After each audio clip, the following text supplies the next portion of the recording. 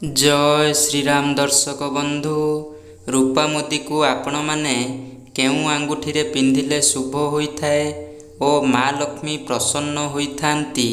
आपणक घरे धन संपत्ति और ऐश्वर्यर बास हेबो ओ केउ केउ घटना सबु घटिले आपण माने जानिबे जे खूब शीघ्र आपण माने धनवान हेबाकू जाउछंती। तेबे चालंतु आरंभ करिबा आजिर भिडियो को। आशा करुछि भिडियोटी को आपण माने शेष पर्यंत निश्चय देखिबे। भिडियोटी को शेष पर्यंत देखिले आपण जानि परिबे अनेक गुड़िए शुभ और अशुभ कथा विषय रे।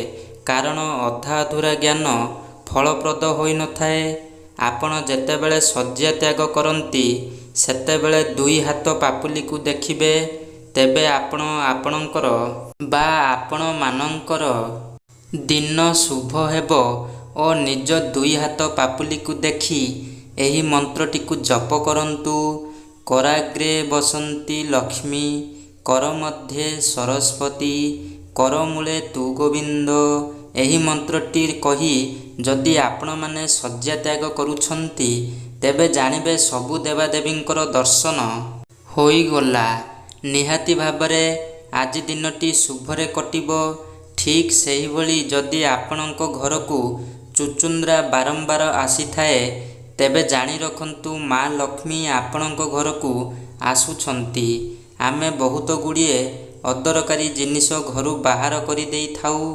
कौन आपण माने जानती जदि एही अदरकारी जिनिस को आमे अमावास्या दिन बाहर करी फोपाड़ी देई थाउ तेबे एहा बहुत शुभ होइथाए। जदि आपणक घरे बुढ़ियाणी जाल होईगला तेबे ताकू तुरंत सफा करिबा उचित। कारण बुढ़ियाणी जाल द्वारा घरे नकारात्मक शक्तिर प्रभाव वृद्धि पाई थाए। जदि कौनसी पक्षी कौनसी फल खाई आपणक घर अगणारे पकाईकी चली जाए तेबे जल्दी ही आपणकर उन्नति हेबो। जदि सूर्य उदय पर आपणक घरर पूर्व किंबा पश्चिम दिगरे काउ बसिकी बोबाए तेबे एहा बहुत शुभ होइथाए। जदि आपण निजर पिलामानंकर विवाह करुछंती तेबे जन्म बार जन्म मास जन्म नक्षत्र जन्म समय एही सबु समय रे जदि आपण निजर पुओ किंबा झियर विवाह करुछंती तेबे एहा अमंगलकारी होइथाए। सोमवार बुधवार और शुक्रवार दिन जदि आपण केउ आड़े घरु बाहरिकी जाउछंती सेतेबेले आपण प्रथमे बाम पादटी घरु बाहर करी यात्रा करंतु। सेही भली मंगलवार शनिवार गुरुवार और रविवार दिन आपण यात्रा करुछंती प्रथमे डाहाण पाद पकाई घरु बाहरी जाआंतु। जदि आपण गाई पालिछंती एवं गाई आखिरे लुह देखंती तेबे बुझी जाआंतु जे किछि ना किछि विपद आसीबाकू जाउछि। तेणु सतर्क होई जाआंतु। जदि कला पेचा आपणक घर उपरे आसी बसे तेबे एहा बहुत अशुभ होइथाए। कौन आपण जानती बिछा देखिले शुभ। बिछा को जदि आपण देखुछंती तेबे ताकू केउ आड़े छाड़ी देबे किंतु ताकू आघात देबे नाही किंबा मारिबे नाही। जेतेबेले आपण माने भोजन ग्रहण करुछंती पुरुष माने केबे भी मुंडरे पगड़ी किंबा टोपी पिंधि भोजन करंतु नाही। एवं महिला माने भोजन करिबा बेले मुंडरे ओढ़णी थिले ताहा मंगलकारी होइथाए। सेही भली जेतेबेले आपण घरे ठाकुर रखुछंती ठाकुर मुह पश्चिमाभिमुखी होइथिबो एवं आपण माने पूर्वाभिमुखी होई पूजा करिबे।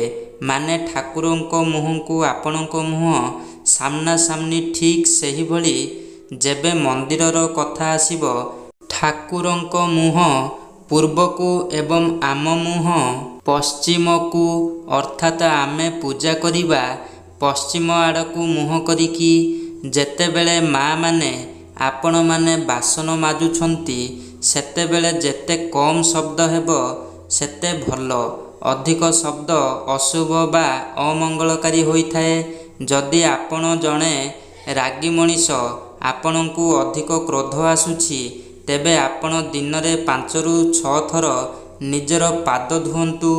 ଦେଖିବେ ଆପଣଙ୍କର ଏହି ସମସ୍ୟା ବହୁତ ଜଲ୍ଦି ଦୂର ହେବ।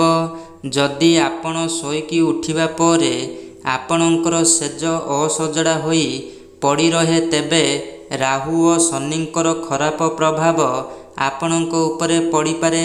ସେଥିପ୍ରତି ଧ୍ୟାନ ଦିଅନ୍ତୁ। ଖାଇବା ସମୟରେ ଆପଣ ଲୁଣ କେବେ ବି ତଳେ ପକାଇବେ ନାହିଁ।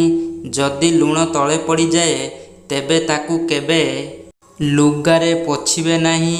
ଏମିତି କଲେ ଋଣ ବଢ଼ିବ, ଧାର କରଜ ବଢ଼ିବ, ତେଣୁ ଆପଣ ସମସ୍ୟାରେ ପଡ଼ିପାରିବେ। ସେଥିପାଇଁ ଏଥିପ୍ରତି ଧ୍ୟାନ ଦିଅନ୍ତୁ। ଆମ ସମସ୍ତଙ୍କ ଉପରେ କିଛି ନା କିଛି ସଙ୍କଟ ଆସେ ଏବଂ ଆମେ ତା'ର କିଛି ଉପାୟ ନ ପାଉ, ତେବେ କ'ଣ କରିବା?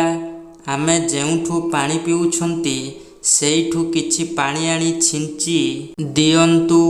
ଦେଖିବେ ନିହାତି ଭାବରେ କିଛି ଉପାୟ ଅବଶ୍ୟ ମିଳିଯିବ। ସେହିପରି ଶୁକ୍ରବାର ଦିନ କିଛି ନା କିଛି ମିଠା ଆପଣମାନେ ନିଶ୍ଚୟ ଖାଆନ୍ତୁ। ଏହା ଆପଣଙ୍କ ପାଇଁ ଶୁଭକାରୀ ହେବ। ଯେତେବେଳେ ଆପଣ ଘରେ ପୂଜା କରୁଛନ୍ତି ଓ ସେହି ସମୟରେ କେହି ଅତିଥି ଆସିଛନ୍ତି ବା ଆସିଥାନ୍ତି, ତେବେ ଏହା ବହୁତ ଶୁଭ ହୋଇଥାଏ। ଯେତେବେଳେ ଆପଣ ପୂଜା କରୁଛନ୍ତି ସେହି ସମୟରେ ଛୋଟ ପିଲା କାନ୍ଦିଲେ କ'ଣ କରିବେ ନା, କିଛି ହଳଦୀ ନେଇ କାନ୍ଥରେ ଲଗାଇ ଦିଅନ୍ତୁ। ଏମିତି କଲେ ଯାହା ଅଶୁଭ ହୋଇଥାନ୍ତା ଆଉ ହେବ ନାହିଁ। ସେହିଭଳି ଆପଣଙ୍କର ବାରମ୍ବାର ଧନହାନି ହେଉଛି। ଆପଣ କିନ୍ନରମାନଙ୍କୁ ସବୁଜିଆ ବସ୍ତ୍ର ଦାନ କରନ୍ତୁ। ନିହାତି ଭାବରେ ଏଥିରୁ ମୁକ୍ତି ପାଇବେ। ଏହିଭଳି ଆପଣଙ୍କର ରାହୁ ଦଶା ପଡ଼ିଛି। ଯିଏ ବି ଅତିଥି ଆପଣଙ୍କ ଘରକୁ ଆସିବେ, ତାକୁ ଥଣ୍ଡା ପାଣି ପିଇବାକୁ ଦିଅନ୍ତୁ। ଦେଖିବେ ଏହି ସମସ୍ୟା ଧୀରେ ଧୀରେ ଦୂର ହୋଇଯିବ। ସେହିଭଳି ଯେଉଁମାନେ ରାଗି ମଣିଷ, ସେମାନେ ନିଜର କ୍ରୋଧକୁ ନିୟନ୍ତ୍ରଣ କରିବା ପାଇଁ ଦର୍ପଣ ସାମ୍ନାରେ ଠିଆ ହୋଇ ମୁଣ୍ଡ କୁଣ୍ଡାନ୍ତୁ। ଦେଖିବେ ଆପଣ ଆପଣଙ୍କର କ୍ରୋଧକୁ ଶାନ୍ତ କରିପାରିବେ। ଯଦି ଆପଣ ବାରମ୍ବାର କାର୍ଯ୍ୟରେ ଅସଫଳ ହେଉଛନ୍ତି, ରୂପା ମୁଦିଟିଏ ପିନ୍ଧନ୍ତୁ। ଗୁରୁବାର ଦିନ ଶିବ ମନ୍ଦିରରେ ଯାଇ ଭଗବାନ ଶିବଙ୍କ ପାଖରେ ମୁଦିକୁ ପୂଜା କରି ଯଦି ଆପଣ ସେହି ମୁଦିକୁ ଅନାମିକା ଆଙ୍ଗୁଳିରେ ପିନ୍ଧନ୍ତି, ତେବେ ଆପଣଙ୍କ ପାଇଁ ଶୁଭ ହୋଇଥାଏ। ଯଦି ଆପଣମାନେ ମନ୍ଦିର ଯାଉଛନ୍ତି ଏବଂ ଆପଣଙ୍କର ଜୋତା ବା ଚପଲ ଚୋରି ହୋଇଗଲା, ତେବେ ମନ ଦୁଃଖ କରିବେ ନାହିଁ, କାହିଁକି ନା ଏହା ଆପଣଙ୍କ ପାଇଁ ଶୁଭ ହୋଇଥାଏ। ଭାବିବେ କିଛି ନା କିଛି ବିପତ୍ତି ଆପଣଙ୍କର ଟଳିଗଲା। ସେହିଭଳି କାର୍ଯ୍ୟସିଦ୍ଧି ପାଇଁ ଯଦି ଆପଣ ଧଳା ରଙ୍ଗର ଗଣେଶ ଆପଣଙ୍କ ଘରେ ସ୍ଥାପନ କରନ୍ତି, ତେବେ ନିହାତି ଭାବରେ ଆପଣ କାର୍ଯ୍ୟସିଦ୍ଧି କରିବେ। ଆଜିର ବିଷୟବସ୍ତୁ ରୂପା ମୁଦିର କିଛି ବିଷୟରେ କିଛି ଜାଣି ରଖନ୍ତୁ। କେଉଁ ରାଶିର ଲୋକେ ରୂପା ମୁଦି ପିନ୍ଧିବା ଅନୁଚିତ? ଜ୍ୟୋତିଷ ଶାସ୍ତ୍ର ଅନୁସାରେ ମେଷ ରାଶିର ବ୍ୟକ୍ତିମାନେ ରୂପା ମୁଦି ପିନ୍ଧିଲେ ଦାରିଦ୍ର୍ୟତା ଦେଖାଯାଏ, ଆର୍ଥିକ ସ୍ଥିତି ଖରାପ ହୋଇଯାଏ। ସିଂହ ରାଶିର ବ୍ୟକ୍ତି ମଧ୍ୟ ରୂପା ମୁଦି ପିନ୍ଧିବା ଅନୁଚିତ, କାରଣ ସିଂହ ରାଶିର ଇଷ୍ଟ ସୂର୍ଯ୍ୟଦେବ। ସୂର୍ଯ୍ୟଦେବ ଉତ୍ତପ୍ତ ଏବଂ ରୂପା ଶୀତଳତାର ପ୍ରତୀକ। ଏହା ପରସ୍ପର ପରିପୂରକ। ଏହି ରାଶିର ବ୍ୟକ୍ତି ରୂପା ମୁଦି ପିନ୍ଧିବା ଦ୍ୱାରା ସ୍ୱାସ୍ଥ୍ୟ ଏବଂ ଧନ ସମ୍ବନ୍ଧୀୟ ଅସୁବିଧା ଦେଖାଯାଏ। ଧନୁ ରାଶିର ବ୍ୟକ୍ତି ରୂପା ମୁଦି ପିନ୍ଧିବା ଦ୍ୱାରା ଦୁର୍ଘଟଣାର ସମ୍ମୁଖୀନ ହୋଇପାରନ୍ତି। ମହିଳାମାନେ ରୂପା ମୁଦି ପିନ୍ଧିବା ଶୁଭ ହୋଇଥାଏ। ଖାସ୍ କରି ଦ୍ୱିତୀୟ ଓ ତୃତୀୟ ଆଙ୍ଗୁଳିରେ ମୁଦି ପିନ୍ଧିଲେ ସ୍ୱାମୀ ସ୍ତ୍ରୀ ଦାମ୍ପତ୍ୟ ଜୀବନରେ ସୁଖ ଆସିଥାଏ। ରୂପା ଥଣ୍ଡା ଜାତୀୟ ଧାତୁ ହୋଇଥିବାରୁ ଯେଉଁମାନେ ରୂପା ମୁଦି ପିନ୍ଧନ୍ତି, ସେମାନଙ୍କର କ୍ରୋଧ ଶାନ୍ତ ହୋଇଥାଏ, ରୋଗ ମଧ୍ୟ ହୋଇନଥାଏ। ଖାସ୍ କରି ଥାଇରଏଡ୍ ରୋଗ କମ୍ ହୋଇଥାଏ। ରୂପା ନକାରାତ୍ମକ ଶକ୍ତିକୁ ଦୂର କରିଥାଏ। ରୂପା ମୁଦି ପିନ୍ଧିବା ଦ୍ୱାରା ଥଣ୍ଡା, ଜ୍ୱର, କାଶ ଇତ୍ୟାଦିରୁ ମୁକ୍ତି ମିଳିଥାଏ। ମହିଳାମାନେ ସର୍ବଦା ବାମ ହାତରେ ଓ ପୁରୁଷମାନେ ସର୍ବଦା ଡାହାଣ ହାତରେ ରୂପା ମୁଦି ପିନ୍ଧିବା ଶୁଭ ହୋଇଥାଏ। दर्शक बंधु भिडटी को यहींठारे शेष करुच्ची। जदि भिडटी आपको पसंद आसी थाए तेबे आपणक सांगसाथी और बंधुबांधव मानक निकट को भिडटी को शेयर करने। चैनल रे नुआ थिले दयाकरी चैनल टी को सब्सक्राइब करने। कमेंट बॉक्स रे जय श्रीराम लिखि जणाइबे। जय जगन्नाथ।